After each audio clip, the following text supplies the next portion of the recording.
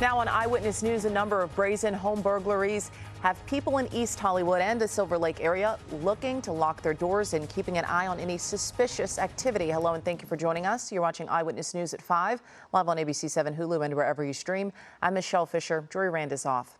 Police say the home burglaries happened in the early hours of Saturday morning. No word on just how many homes were targeted, but in one instance, we've learned that a woman was assaulted in her sleep.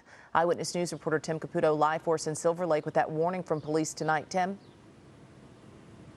And Michelle, it's scarier than you think. I actually spoke with one of the victims off camera a short time ago. He retold that terrifying encounter that happened in the middle of the night. He said he was asleep in bed around 1, 2 o'clock in the morning. He awoke to find a man standing in the hallway of his home. He said that man, that stranger, was wearing his sweatshirt. He said adrenaline took over. He got out of bed. He charged that shadowy figure who ran out the door and into the neighborhood. He didn't see him after that. He called police.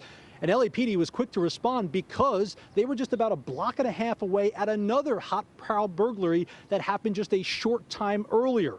Now, at this point, LAPD can confirm that they have responded to what they call a series of hot-prowl burglaries that happened in the early morning hours of Saturday morning in both the Silver Lake area as well as East Hollywood.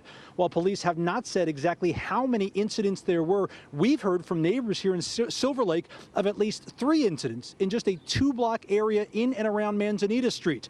The man I spoke with said he chased the suspect out of his home, but LAPD says one hot-prowl burglary involved a sexual assault of a female victim who was also in bed at the time. Now, no arrests have been made, and people living here hoping to find out more information about the potential suspect and what to look out for in their neighborhood are left with very few details, but a lot of concern. This is my home, so naturally it kind of makes me question the safety of my neighborhood. Overall, I mean, I feel pretty safe. I walk around all the time. I walk around with my very large dog, so I think typically I feel pretty comfortable, but when things like this are happening, it gives me it's a moment for pause for sure. Now, the young man I spoke with was not injured. He didn't really get a great look at this intruder either. He says it was dark. He had just woken up and he chased him out of the house. Obviously, adrenaline running at that time. He said for the man to get into the house, he actually used a crowbar or some sort of device to pry the bars off of his window and climbed inside that house. We do know canine officers were out here at this intersection into the morning hours. We saw that canine, or I should say the victim saw that canine smelling the sweatshirt that suspect was wearing, searching in the neighborhood. But as I mentioned, at this point, no arrests have been made, and obviously LAPD trying to find this person or people because of all the incidents that happened early Saturday morning.